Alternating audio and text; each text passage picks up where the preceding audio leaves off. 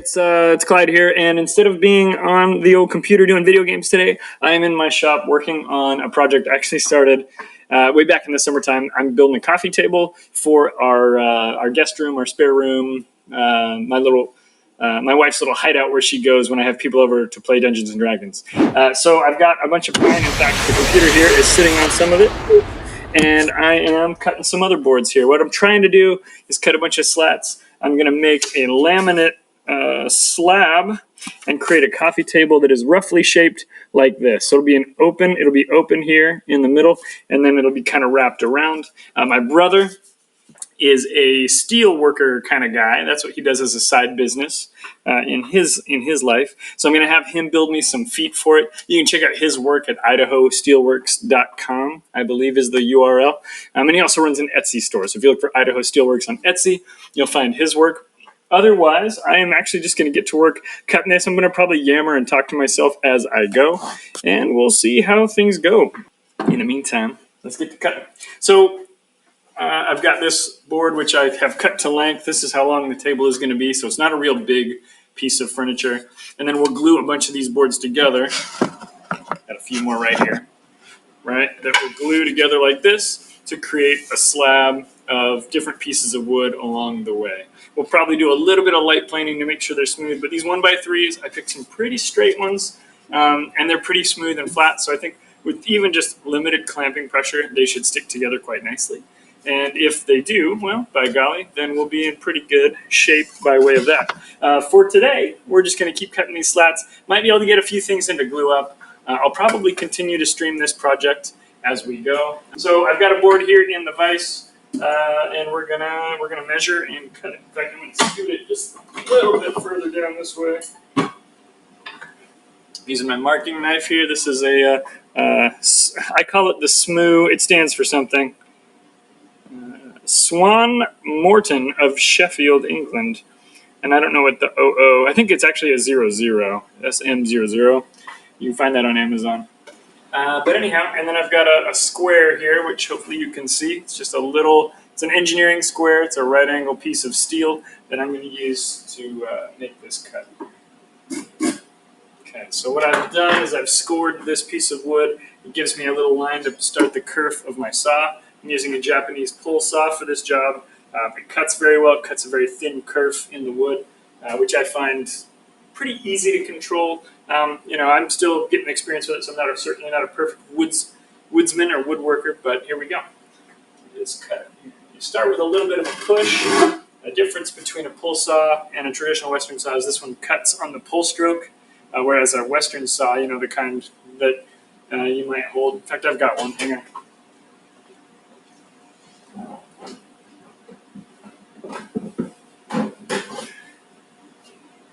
Here's a classic Western style saw. This one cuts on the push stroke and then it slides back. Whoops, I just gashed this wood. That's unfortunate. And then it slides back and things like that. I intend to do some planing and sanding on this thing as we're working on it. So I'll go ahead and fix that little nick that I just put in there. I'm not too worried about that at this moment. But I wanted to show the difference between that Western saw and this Japanese style pull saw. So here we go.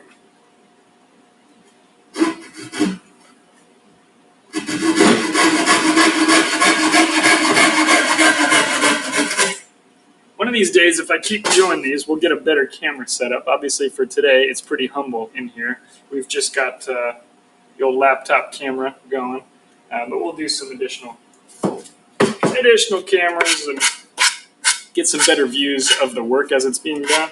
But for now, I just figured I'd set it up as a way to hang out while I was out in the shop, because otherwise it's a pretty solitary business being out there. So same trick as the last one.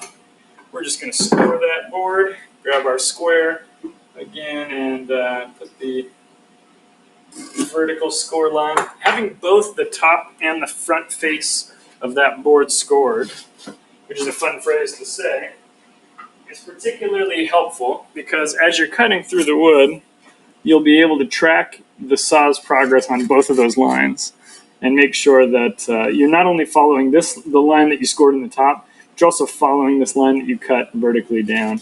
And so that helps you to keep those saw cuts accurate, basically.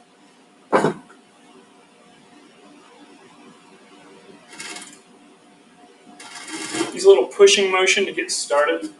It puts a little kerf in there, and then after that, you know, like we said, the real cutting happens on pull.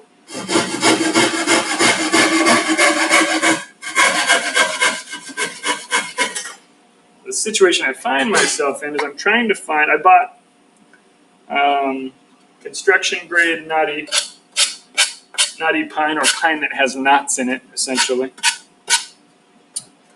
And what that's doing, of course, this is actually a really clear piece. Take a peep. Where's the camera? Take a peep at this, right? No knots on that side, no knots on this side, no knots across the top. I know it's a little whitewashed on that camera, and no knots on that side. This is actually a really clear piece of this construction grade lumber, but a lot of it's not quite so clear.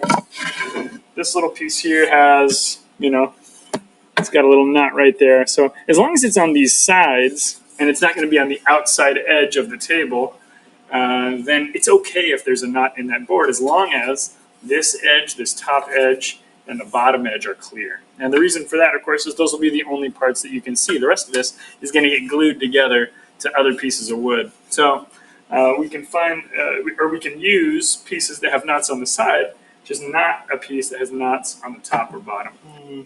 There is a little tiny, tiny knot in this piece of wood. You can check it out right there.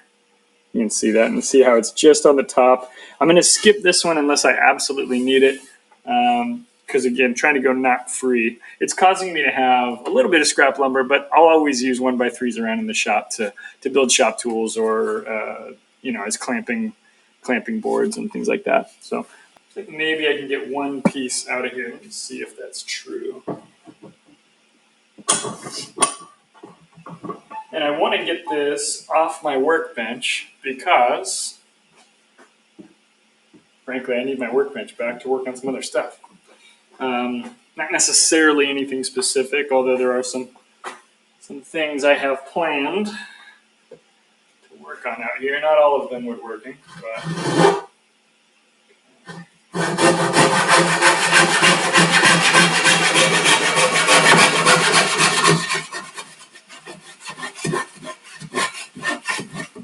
be careful with that last little bit, because you don't want the wood to splinter and then tear off a piece on what will be eventually your finished edge. Just using this sanding block, it's just a piece of sandpaper here. It's attached to a rubber handle. Use that just to knock some of these splinters and fibers off. Because I don't want to get surprised it's splintered by this board later when I grab it out of the scrap pile. The question is, do I have a section that's 29 inches long and doesn't have a knot top or bottom? And the answer is yes. So I'm going to basically lay it out here. Let me bring you guys over here. You can kind of see what I'm doing. Does that work? Hey, look at that. Hey, we got some workbench stuff that we can do here. So I'm just going to use the square here. I don't know how I'm going to use it, but boy howdy, we're going to do it. My voice just cracked, which is embarrassing for someone of my age. It's a good thing nobody's here to watch. Limited viewership. This is probably not the best way to do this, but it works for me. Should have just thrown it in the vise like I always do. I don't know why I decided to do that this way.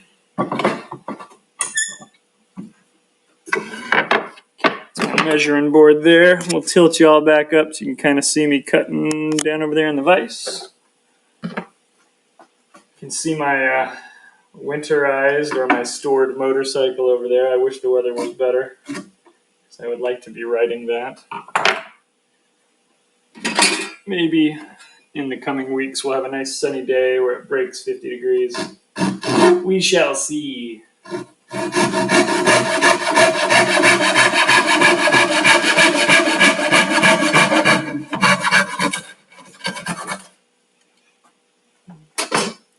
That didn't come out too badly. So again, you know, looking at this one and looking for any knots, it's pretty clear on the two edges that matter. And again, hopefully that's coming across on the stream. If not, you'll have to trust me. There's nothing else you can do. So we'll sweep off some of the splinters on the end. again, once we get this all glued into a slab, we're going to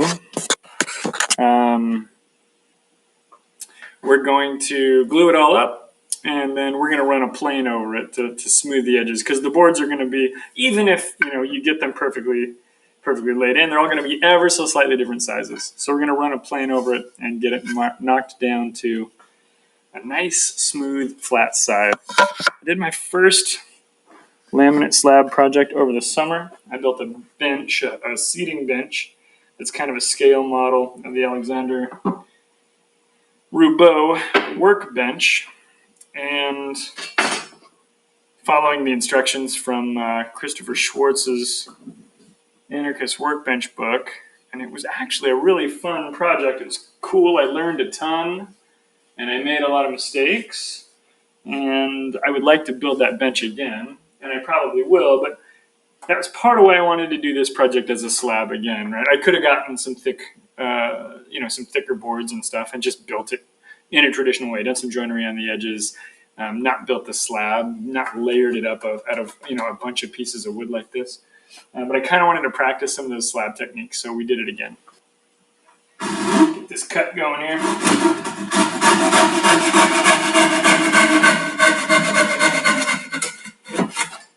When I streamed Bomber Crew, oh, hang on. Yeah, I've played all the DLCs. Oh, man. You have logged more hours in Bomber Crew than me, then. I have, one of the DLCs. I have, the American campaign or whatever. I think that's a DLC. When I streamed Bomber Crew, I was the only one on Twitch who streamed it, or who was actively streaming it that day. So I feel like, I showed up to that game. Obviously, it's not brand new anymore, right? So showed up to that game, and I was a little late to the party. But it was fun. I had a good time doing it. And yeah, it got hard pretty quick. You started needing to get those hotkeys figured out to keep your actions per minute up and everything. Make sure you weren't going to kill your little bubble dudes. I was always... It's like XCOM, right? If you've played XCOM, I was always pretty cheesed if I lost a crew member on Bomber Crew. Because the game's so cartoony and cutesy that you don't think that you're going to suffer casualties. And then 3 people die on a mission and you're like, what? I just trained that guy. I just got them new equipment or whatever, right? It sucks. Makes you sad. You get attached to your little bubble dudes. So here's where I'm at right now. I've got 41 slats. I wanted to have 44, but I'm out of 1x3s that don't have knots all over them. So the place that I'm at right now, the question I have to answer for myself is, do I cut some that kind of have a couple of knots on them and include them in the coffee table? Or do I not do that, no pun intended, and then do I just have a slightly narrower coffee table? Oh, this is it. Okay, so I've got 41. Maybe if I could try to find one more, then it would only be one board narrower than my original plan. Let me take a look at these boards. I try to build most things by hand or by non-power tools because it's quieter, it's cleaner. There's never been a faster way to make sawdust than with power tools. Power tools are good. I have several of them, and they will be used in the making of this project, but I try to do a lot of this by hand. You got a comment here. 2020 taught me anything. It's that, yes, a human being can play video games all day and live. That is true. I have logged a lot more hours playing video games this year than normal.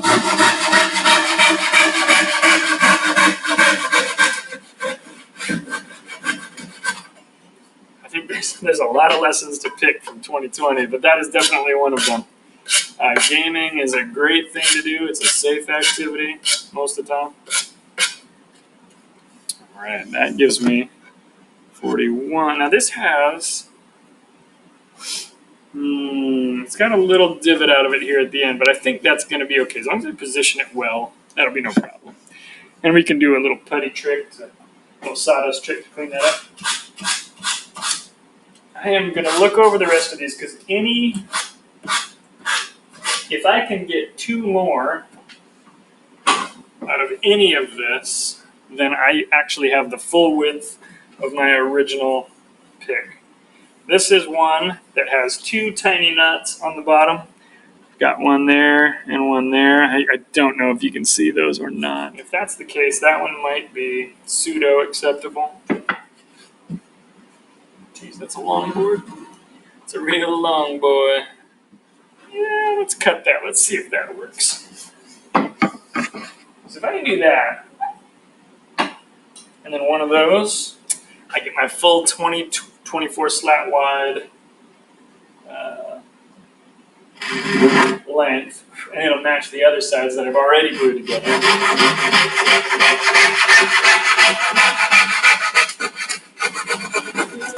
Don't split there. Oh, good job. Whoop. Having my laptop down there has really made this challenging.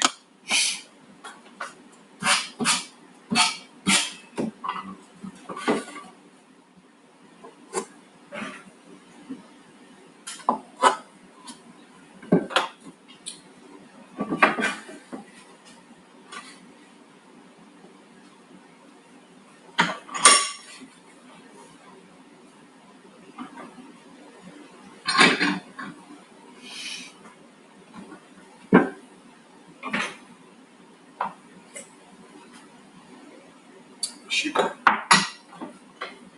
Viced it a little too close to the jaws here, so I had to move it down to get the square in there. Do the marking.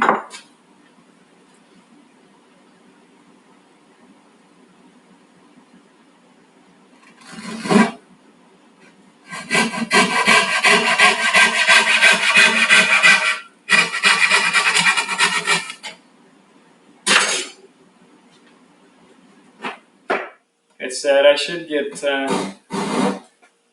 film all this stuff with my GoPro.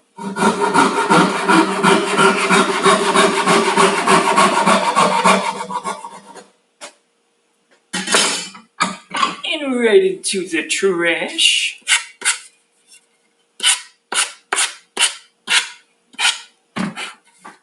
See this side here. Just knocking those splinters off because I don't want them. Not in my life. Get out of here, splinters. I think we do this one. This one's cleaner all around. It's got a little bit of a banding rash, which is an unfortunate reality of a lot of this 1x3 lumber. It's almost like they thought this would be used as furring strips. Crazy. Who knew? This is cool. I'm actually really this is more exciting for me than probably anybody else, but excuse me. I'm very excited about clearing up this bench. Like, this has been covered in, like 31 by 3s since last summer. And now is definitely a time when I'm pretty stoked about having it all cleared up.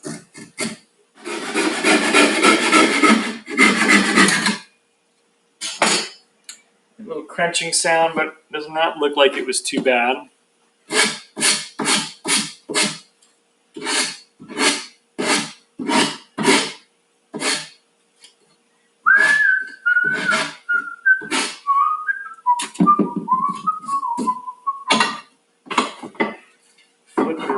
We'll sand the other splinters off, and then we will go get our clamps, and we will be very careful as we make a plan to glue, because if you don't make a plan, you're going to screw up gluing. Ask me how I know. All right, that right there I think is 42 boards of medium to excellent quality. So 44 boards, excuse me.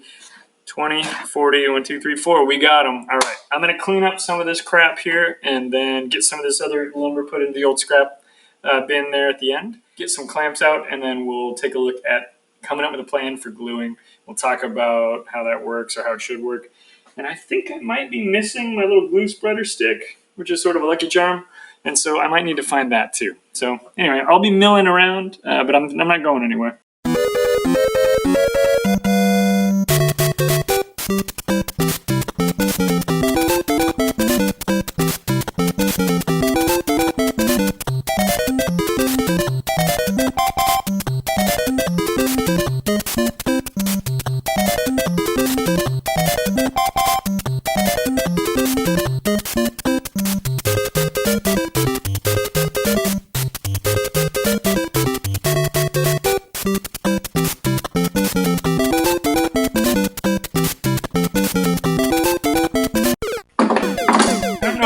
need all these clamps, but we're gonna get them just in case. Definitely gonna use these two because they're awesome. Although every time I use them, I worry that they are going to break because they are aluminum. Let me show you kind of what these bad boys look like. So these are some aluminum bar clamps I got from Rockler. They're actually pretty cool. They have pinched me before, so I'm really worried about that every time. Part of the reason, dear viewers, that the bench is 22 inches wide is because my clamps are 24 inches. Although I do have a set of 36-incher clamps, so I guess I could have used those. But here we go. So I'm gonna try to use these because they're very convenient. My 36s would have been fine as well. So what I've got to do now is go through, look at all of this wood. Oh boy, where's the cord for the laptop? Are you being ridiculous? Come with me, laptop cord. Oh, I almost spilled my soda. I almost spilled it. Okay, so we're gonna move you guys. Video looks good? Okay, cool, thank you. I appreciate it. I need to get some of that figured out. Okay, so we're gonna try to use these clamps here. Probably won't get any shots of my beautiful face here. I'm gonna crouch down here this way. So I gotta look at all these boards and figure out which ones I want on the outside because I want the most beautiful, prettiest board on the outside, and then I gotta figure out which ones I want on top and which ones I want on the bottom, right? So if we bring our handy dandy design back in here, all of these measurements that I've written on here are slightly wrong now because I changed them since my original idea. But the idea is that anything that's going to wind up on the bottom of this slab or the top of this slab that runs the length of the coffee table is going to be less visible than the stuff that's going to go on the top of the top slab.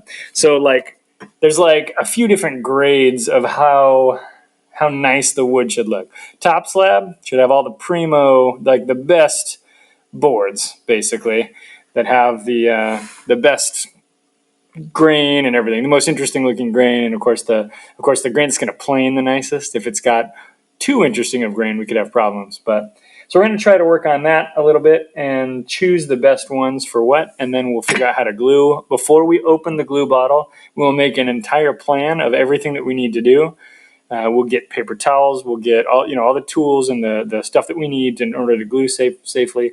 Because what happens is people get the glue bottle out, they open the glue, and then they start going crazy because the glue's out and they've got to start using it. And then before you know it, you've made a big mess and you have no idea what you're doing. And some of your glue is starting to dry and you're not doing a good job. So I'm going to push these clamps to the back and take a look at all of these boards and pick out the 22 prettiest ones to go on the top of my coffee table.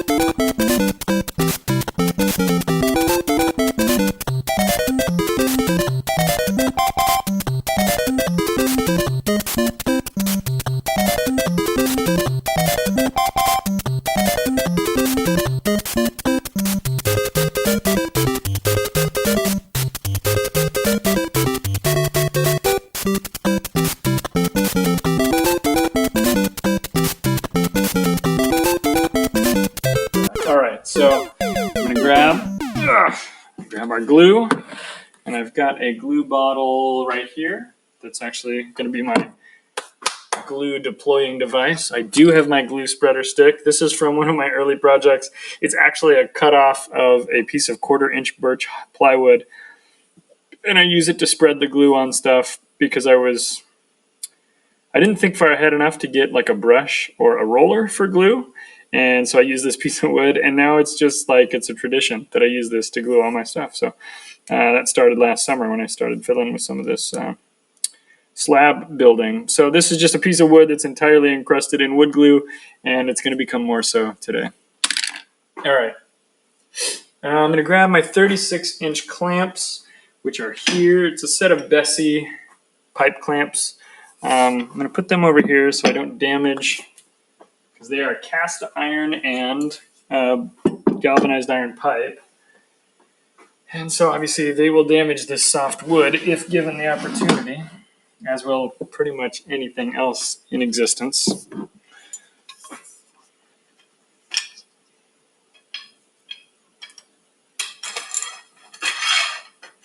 Alrighty.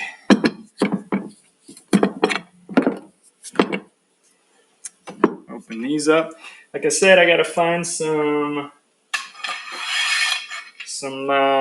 little boards that I'll put on the outside here to protect these boards from the clamps themselves. And then once I've got those in place, I'm going to need a little bit more bench room, so I might need to move some of this stuff that the laptop is on. This should be fine, right? Right. Oh, shoot. Careful, man. Careful. Okay. Can't get you pointed down there at the old bench here so you can see what's going on. Put the glue in with the sody back over there. Sody pop. My pop. I grew up saying pop, but I moved to a place that says soda, so now it's weird. I don't know what to call it anymore. So now the way I've got these laid out sort of matters. Most of the boards probably don't matter. A couple of them definitely do matter because I want to make sure the end caps are where they are, and then a couple of them that bring a little more color into the board, into the tabletop, I should say. I kind of want them where I've placed them, you know. I'm going to make one more change here. Slide a couple of those down. Bring some of that reddishness down to this end of the table.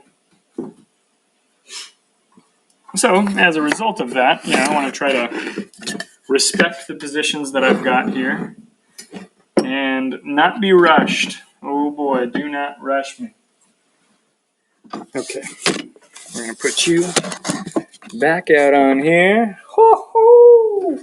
Yep, that looks good. And look at all this room for activities, etc.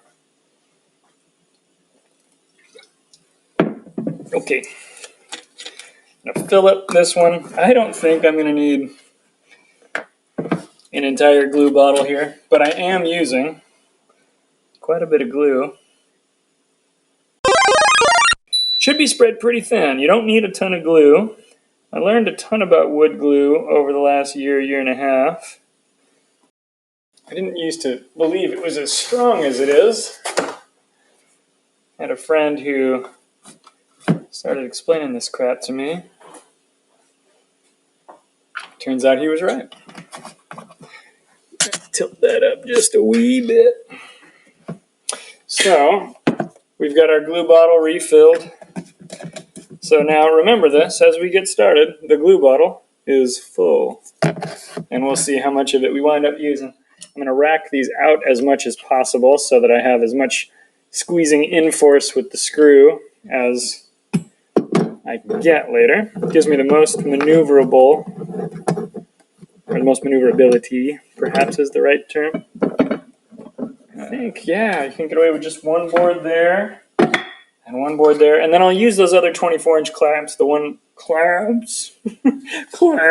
Let's use good words and pronounce them correctly. But I'll use those other 24-inch clamps that I took off the bench a second ago, and we'll use those to fill in, because obviously these are going to be quite long. we get them in here, right? So we're going to need to clamp all of this 24-inch area. So we'll get some additional pressure on. And for that, we'll wind up putting some more of these little boards down here to protect the project from the clamps that we'll be using on it. Before we open the glue bottle, I know I opened the glue bottle to fill the glue bottle, but that didn't count. I'm getting ready to glue the actual stuff together. So what I'm going to do is get a few paper towels ready,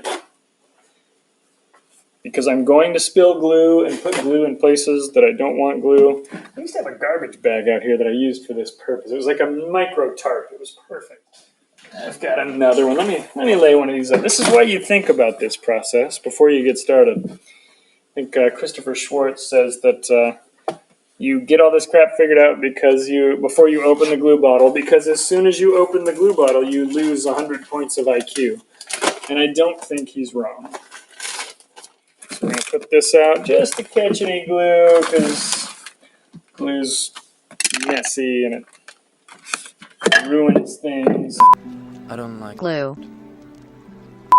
Okay, so here's going to be my algorithm. I'm going to grab the wood. I'm going to hit some wrenches on the wall. I'm going to lay it here. I'm going to put some glue out on it. I'm going to use my glue spreader stick here to smooth it out and spread it on there evenly. And then I'm going to slide it over here. And if I've already got things going, I can stand it up and stick it. Gosh. I'm going to do some dripping. But that's why that's why we put the garbage bag out as a tarp. Is to deal with some of that dripping. I've opened the glue, so I've lost 100 IQ points. I've got my paper towels here if I need them to clean up any mess. I've got my glue here. I'm ready to spread the glue. I don't have to look for this tool or build one or whatever out of nothing. I'm ready to go. I've got the glue. It's full. I've got my wood lined up. It's in the order that I want it to be. And I've got my protective sheet laid out here, so I'm ready to go. What can often happen, and we've kind of talked about this a little bit already, is you can get excited. You can pop open the old glue bottle and get to it. No, that's too low. And get to it, put glue on your first piece of wood, and realize that you have set up none of these things, and you are in no way ready to start receiving or to start getting glue on stuff. But I think we're ready, so just going to put some glue out here. Hopefully that's not too much. If it's too little, I can deal with that. If it is too much, I can scrape some off and put it on the next board that's coming along. I want to make sure, of course, that you're paying enough attention that when you lay the glue out, you're putting it on the side you actually want to glue. Like for me right now, I was trying to choose the prettiest side of this board and make sure I put the glue on the other side, right? Because if I chose the prettiest side of this board or the nicest looking grain or whatever, and then I put the glue on that side, well, I would have to take the second nicest side of this board, aka the worst side. Although this board happens to be pretty nice looking on both sides. So I'm going to set that there. I'm going to get my next board ready to go. Again, this is the top. On this case, the top is right there. So what I can do here is I've got a little bit of the extra glue on here. I can actually place this right on top of there. And then we can put some glue on this.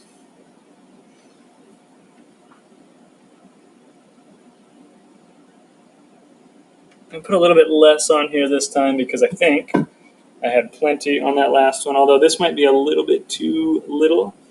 But that would be, again, not the end of the world. You can always add more glue. It's a little bit harder to take off. You can do it. That's part of what this glue stick is for. You can almost see what I'm doing. Let me lift you guys a little higher. And then we'll also put you on these couple of boards. And we'll tilt that camera down. You can kind of see what we're doing here. So we're just kind of spreading this glue out. A nice thin layer. It doesn't take a thick layer. If you get a big thick layer of glue, then it can dry and get brittle. And glue, when not attached to wood, just like a chunk of glue, wood glue that is, will crack and stuff like that. And of course that means it's not very strong. The wood glue, I don't understand all the science of it, but needless to say, it really does well as it connects with connects with the wood grain, and that's a big part of what makes it work. So we're going to glue that side down. That was actually about the right amount of glue. I think I did a pretty good job there. So we'll put a little bit of glue here on this. We'll kind of follow what we did with that last board. We'll do a similar amount. Got a little glue on the side there. Got my paper towels ready ahead of time because I knew that I was going to get dumb as soon as I opened the glue. I don't want to get a bunch of glue, especially on the top. I don't want to get a bunch of glue out there. I want any of that to fall on the bottom side, because any of that that gets out there and gets hard is going to be a pain to scrape off, to sand off, to plane off, whatever. I want the glue to be as in the right place as possible, which is kind of it's an obvious statement, but it's extremely true, because I don't want glue in places I don't want glue, and I do want glue in places I do want glue. Kind of a dumb thing to say, but hopefully you know what I mean and you understand the value of it. Getting a little bit here. That was about the right amount on that one too. Pretty good job. Nice thin layer as we sweep that across. Keep it nice and good to go. Oh, that's a pretty board. This one's got a nice reddish hue to it. Got a little glue dripping down the bottom, which is towards me here. But I think that'll be all right. Get a little more glue going here. Again, if I play my cards right, I won't actually use that much glue. We'll just get a nice thin layer. Now, I've got 22 boards, which I believe means I have, does that wind up being 21 faces that need glued? There's like an obvious algorithm or math problem for figuring this out, but anyway, I got to do like 21 faces that got to glue together. I think it's 21. Total number minus 1. Got a little glue dripping here on the front, so we're going to wipe that off with making sure not to take the glue off of the side I want it on. This is the bottom, that's the top. We do have a little drippage happening down there on the first board. Doesn't take a long, but you get a little time in there, and some of that glue will come loose. A little bit here on the end. Again, really, really glad that I took some time to make sure I had my paper towels and any of those kinds of tools ready to go before you get started. This is the part on YouTube where they'd be like, all right, and montage, and they'd get this done really quick. But since we're on Twitch, you get to be a part of the whole darn thing. I was thinking originally about painting this when I got it done. I don't think I'll paint it. I think I will stain it. And I haven't done a whole lot of staining with color since I started woodworking again a year and a half ago. Mostly what I've done is some spar varnish, a little boiled linseed oil, or maybe a mix of the two. So fairly natural finishes, which really causes the grain to pop out. I just need a touch more glue right there. Maybe I can pick up some of this spilled glue. There we go. And so I think I might try to do something with a little bit more color on this one. Plus I think this is for a room that my wife uses primarily for her projects and things. Oh, I need just a tiny bit more glue there. So, and she would like it if it were a darker color. She would really like that. Whereas I'm perfectly comfortable with kind of the wood's natural beauty. She's going to be like, yeah, but I want it to be a dark natural beauty. I'll be like, okay. Fine. You get what you want, lady. Which is A-okay with me. Plus, that's a thing that I haven't done a bunch of since I returned to woodworking. First time since like high school, right? And so like for me, that's an opportunity to learn something new.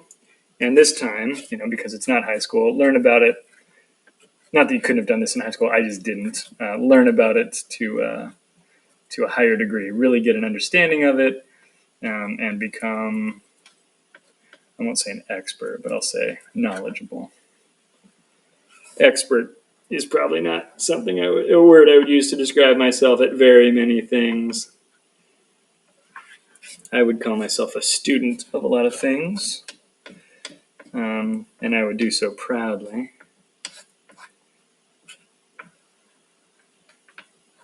But yeah, expert is probably a little highfalutin for me. So we'll drop this on here. Oh yeah, this gluing is definitely a thing that is happening.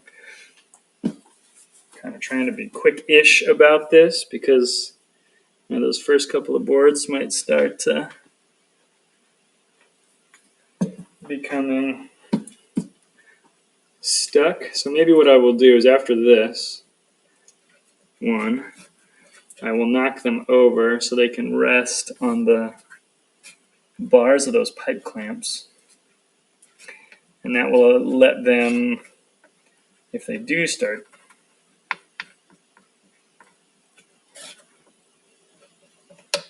I don't know, maybe I'll just go faster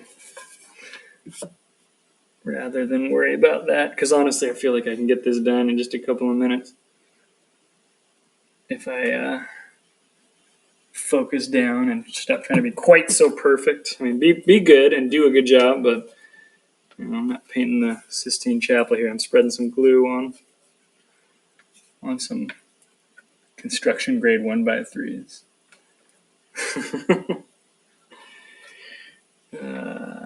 It's funny too because these boards, there's a couple of different home centers in my area. There's a couple of orange ones and a blue one. And I went to the local orange one, and they have this wood, but it all sucks. And I went to the blue one, and they don't have this wood. At least they didn't that day. I think they carry it, obviously. It's a standard size of dimensional lumber, but they didn't have it in stock that day.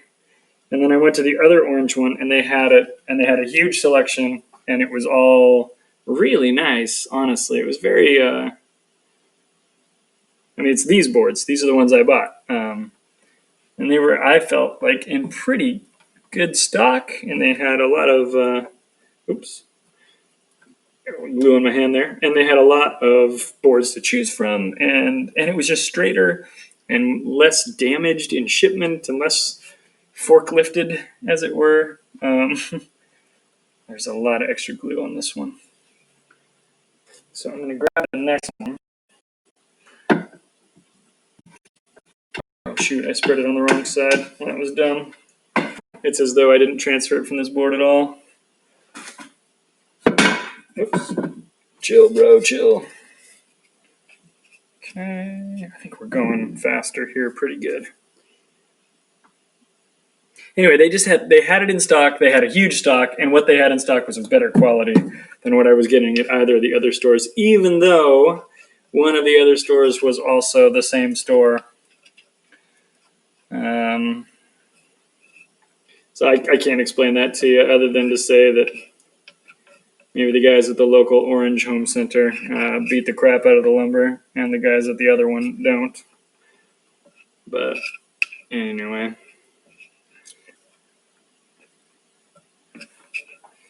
Both of the blue guys didn't have it at all, so their loss, I guess. They missed out on I don't even remember what I paid for this.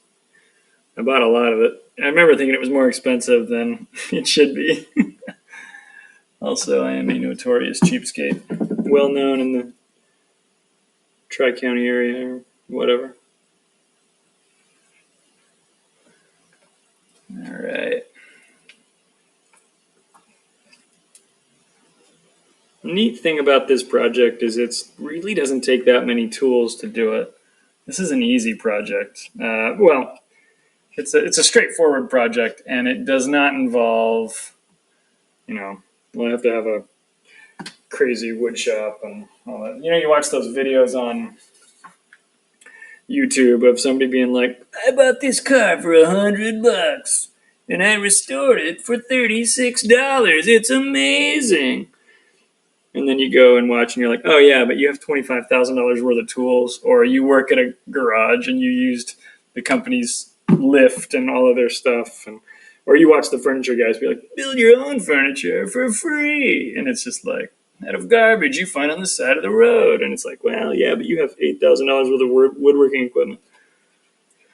I will tell you that I have like $1,000 maybe worth of woodworking equipment, including my power tools and things, and so yeah, $1,000 in the grand scheme of things is fairly affordable. And I was able to acquire that, of course, over my entire life, or at least my entire semi-adult life. Wipe up some dripping glue on this side. Not too much on the top side, which is good. So if you can spend $1,000 over the course of, 20 years or 15 years, Scott is here. Pallet wood, which isn't nearly easy to get for free. It is hard to get pallets for free. And it's also hard. Pallets also suck to work on. They're full of nails and gravel because they sit on the ground and they have 3,000 pounds of material on them. And so then you run your $45 or $50 saw blades through them and destroy them. So that free pallet wood just cost you, 3 saw blades so you could build a piece of terrible patio furniture. So I don't really think that's the way to go, but boy, it sure is cute. I don't know. Don't let me show my disdain for other people's stuff. People should build whatever they think makes them happy, but somebody can make fun of my pine coffee table that I'm building if they'd like. Feel free. Right, I'm going to tilt the screen up a little because I'm building this wall that y'all can't see through anymore. Hey, guys. Yeah, it's crap pine. Yeah, that's for sure. 30 years ago, but now idiots want them to do bed projects. Or was that bed or bad project? Bad projects. Yeah, concur. Well, and I used to work at places that dealt with pallets, and all those pallets come with a deposit. Just like a Coke bottle in Oregon or your alternator, right? There's like a core charge, and so the companies have to send those back. They're not free. And it's not all of the pallets, but certain ones. Kind of depends on who their shipper is. And so when they talk about stealing pallets, that's like a legit thing. You're like stealing from these stores that have pallets. Some pallets don't come with a core charge, but most of them do. And I always found it odd because sometimes the ones that didn't come with a core charge were like the better pallets. But what do I know? I'm just a lad. Yeah, companies don't want to have them wander off. Yeah, totally. Plus, they use them to ship all of their goods, even if there wasn't a $5 or $10 core charge on each one or whatever it was. I can't remember. This was back in like the 90s and early 2000s. Early 2000s, I guess, early mids. You're using them. So it was like, hey, I got to move this stuff. Go get a pallet and fill it full of the stuff you got to move, right? I mean, it was a tool that they used for their business, right? So it's not free. It's not garbage. It's not like they're looking for a way to get rid of them. They use them. So it's important for consumers to understand that when HGTV tells you that pallets are free, that those people have no idea what they're talking about. They also paint cabinets right over their perfect finish and then sell the house before anybody notices that isn't going to last more than a couple weeks, and it infuriates me. Don't paint cabinets unless you know what you're doing. So what is this? You're going to get a good size tabletop, plane it, sand it, and acrylic it? Yeah, we're gluing together slats. I will show you a picture when I'm done with this glue phase. I've kind of got to erase the glue here, but I can maybe hold it out here. Maybe can I do two things at once? Can you see this? It's basically a 4-sided box with the sides open there that I'm going to build out of 2 1x3 slabs. I'll show it to you in more detail here in a bit. And then I will Do some joinery on the sides. We're going to cut the sides. I made the sides out of 1x2s. The top and bottom are going to be built out of these 1x3s. I finished cutting the last of the 44 1x3s that I needed today because it's 22 boards wide, 29 inches long. I don't know if I'm going to wind up doing any acrylicing. Probably going to do a pretty heavy-duty finish on it this time. I did pretty lightweight finishes on my other projects up to this point. But I'm going to do something that's got kind of a nice hard shell in the varnish family. I got the Bob Flexner Finishes book, which, by the way, if you're looking for a finishes book, that is king of the frickin' mountain. It is dope. Well, I hope this works and I'm fast enough.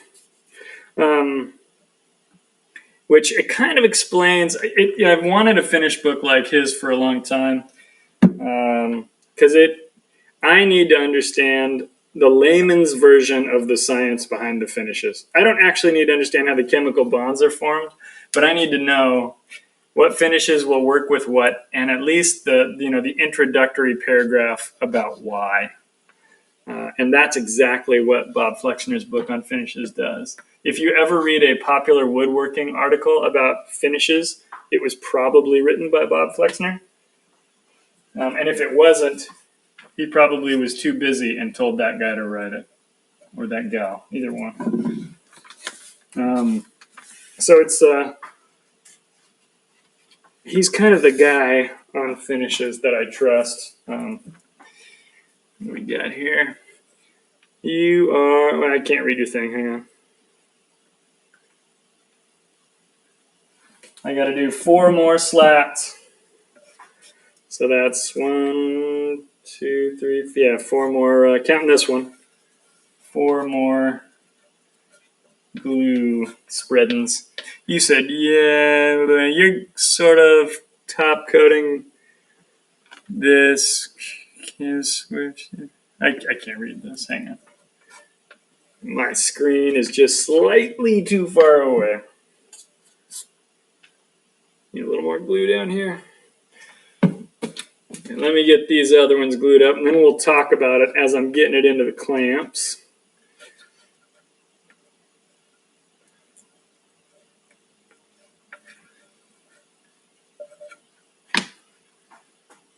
And then when I'm done with this video, I'll go back and I'll put links to all the stuff that I referenced into the description of the video. Maybe I'll post it on YouTube. We'll see.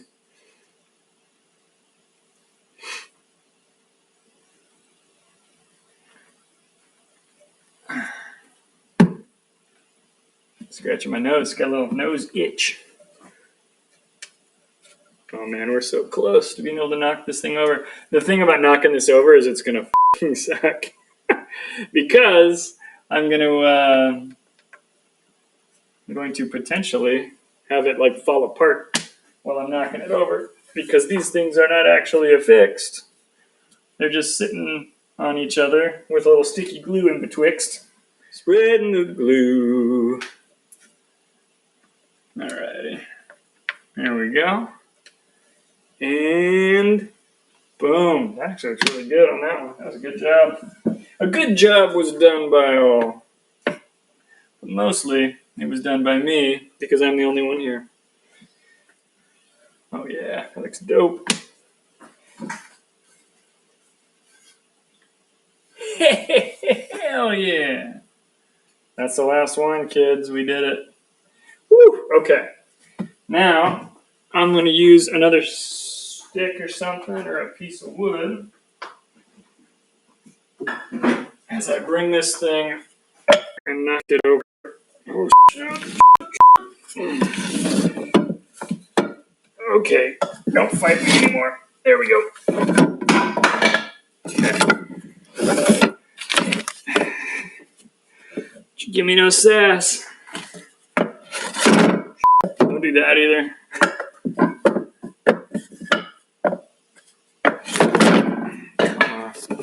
Be cool, bro. Be cool. All right. Gotta kind of try to line up the ends here. I'm going to pull these clampies together. And then we're going to And these cranks. Oh, we can go up first, can't we? Shut up. Shut up, clamps. Don't give me no trouble. Okay. I almost came up with a whole plan here, but not quite entirely.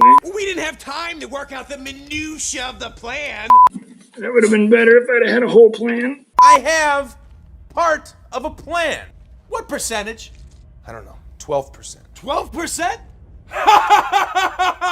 That's a fake laugh. It's real. Remember how prepared I said I felt a second ago? I was not. I was a fool. So what I got to do is I'm going to wipe up some of this glue before it hardens in these big sheets. This is going to be cool though. I'm still excited, even though I'm now racing the glue more than I was a second ago. Also, this tape's not open, so that's infuriating. So I'm going to use a little painter's tape. Oh, hang on, I can read Scotta's message now. Yeah, some kind of top coating that can have a sweaty glass on it without making a ring. Yeah, I want to do a durable finish like that. Like I said, I'll probably do some research on acrylics. I should lean in, I guess. Because that's been pretty popular. There's a ton of folks who've got videos online explaining how to do it. And some of those people even know what they're talking about. So that would be really cool. What is this nonsense? So what I'm doing is I'm getting a piece of wood here that's hopefully long enough.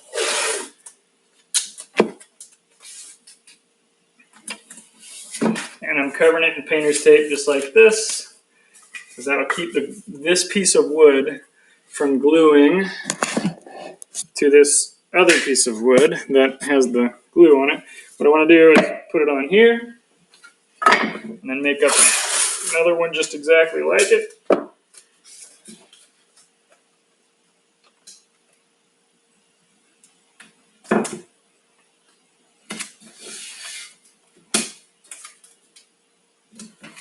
Put that on the underside, and then we'll run a bunch of small clamps over it.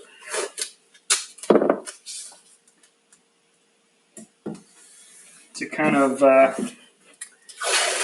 flatten this thing just as best we can. Why did I tear that bigger piece? I mean, I'm going to need it later, I guess. But. Okay.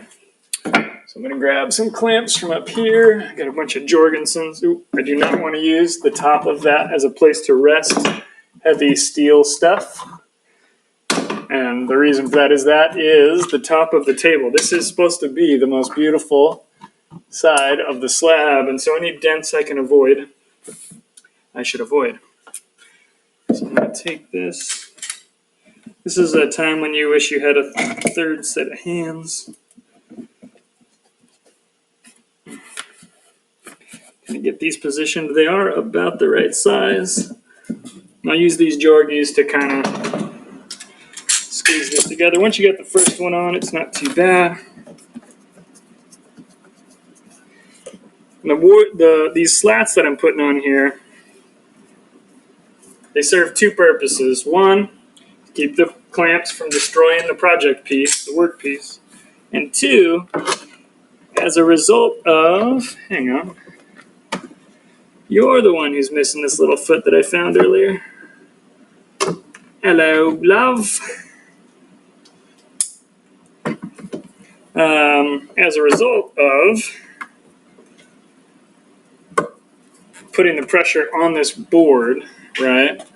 Like it'll have the effect of distributing that pressure a little bit across the other boards. And what this is doing is it's squeezing all of these boards together so that they're all approximately flat-ish, at least here at this end, which is not going to necessarily mean that it's flat all the way across. In fact, on the other end, it's probably making the wood go like this. Got a comment from Scotta here. Pouring acrylic always looks like something I'd botch. Yeah, that's another thing too, is I am somewhat intimidated by that process. I think it could be really easy to screw that up.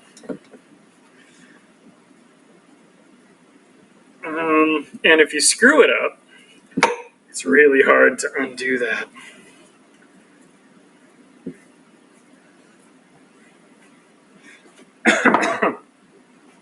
Alright, so now I'm going to pull this board out for the moment. We are going to try... I'm like rushing now because I got all this garbage everywhere. Got to try to get the other side flattened as well. Okay, one paper towel has been used. Look at that. Pull this whole rig, and hopefully I don't drop it. But if I do, you guys will get to see something real cool on the internet. And hit all those wrenches.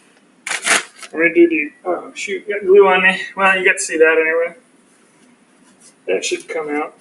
Again, paper towels at the ready. Pre-torn because you just don't have enough time to deal with that in the moment. You want everything. This is partly my own fault, well, entirely my own fault, because I didn't think I was going to have to turn it around like this, because the thing I didn't anticipate was doing the job I'm trying to do right now.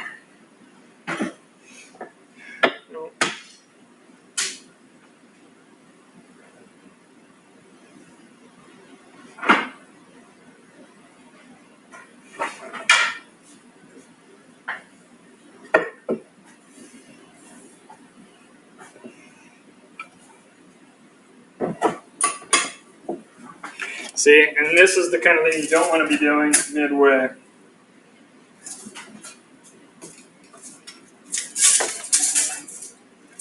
But I am having to do midway. 38 divided by 2 is 19.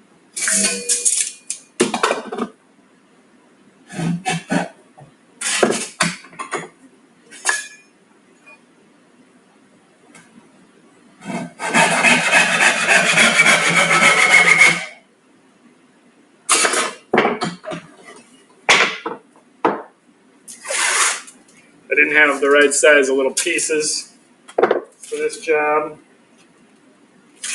but we will now because I just cut some.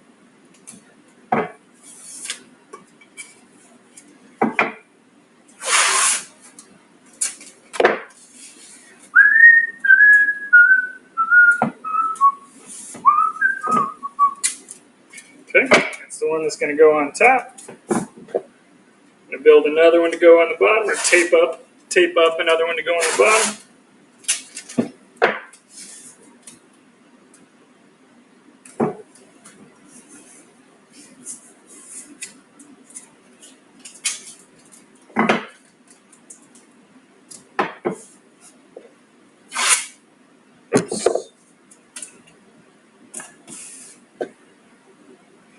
I always forget what a new roll of painter's tape smells like.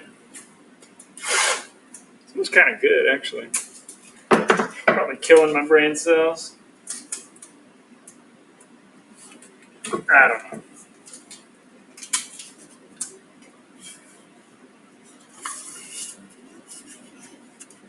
Alright, so now I need to grab one more of these. Same process as before. Hold one underneath with one hand. Use that to hold the clamp and the one on top. And we are gonna use this inclined plane to crank that down. What do we got here?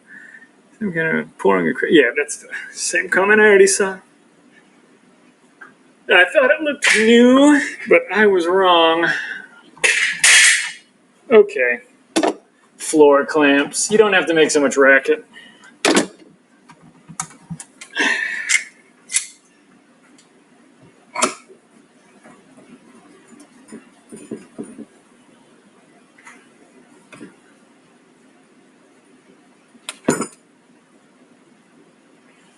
Now, as I add these clamps out here, it's probably going to change the balance of this thing so that it falls off the bench top. But I always forget that literally every single time I have to clamp something, it takes every clamp that I own. Every clamp that I own. See, this one's missing. Oh, wait, no. It is the same type. Ha! No, this is for a bigger clamp. It doesn't fit. Well, I'm going to use it anyway.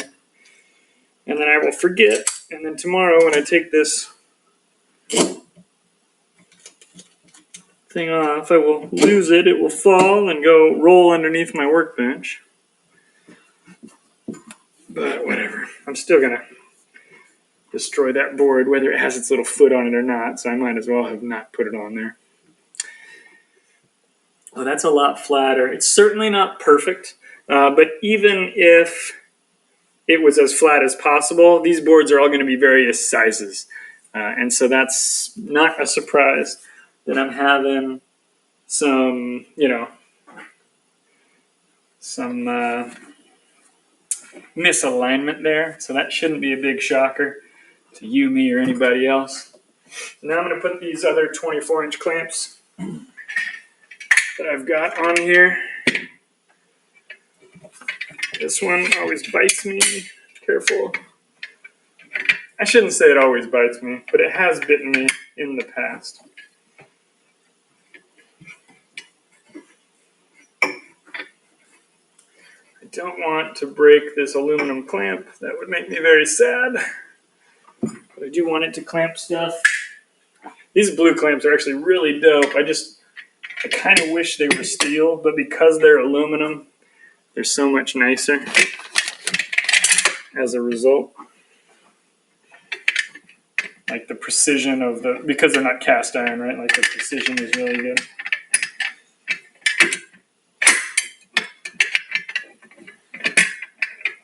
Come on, little fella. There we go. Got some purchase there. Woo. We're getting a little squeeze out. So again, we've got and that's what we want, right? That's telling us that we're very close. Obviously, we want as little squeeze out as possible because we want to have not used too much glue. But because we're getting it, we're knowing. And see, there's a little gap right there that I need to close up. So I'm going to have to use more clamps, but that's okay. I was expecting to, and that's why I've got those other two clamps, or two sets of clamps, I should say, over here. So I did talk about we would check and see how much glue we used on this to glue it all up, because we filled the glue bottle up to the very top before we started, just above the part of the bottle where it gets skinny to allow the cap to thread on. So I will show you guys that. We'll see. You might have seen already if you were, I don't know if you were able to see this when it was sitting up here, or if it was clear enough for you to tell at that distance how much glue was used. But we'll let this, I'm going to let it settle over here off camera for a bit because I sloshed it around a bit there. Okay, so this is all friggin' glued up. Let's take a look at this darn thing.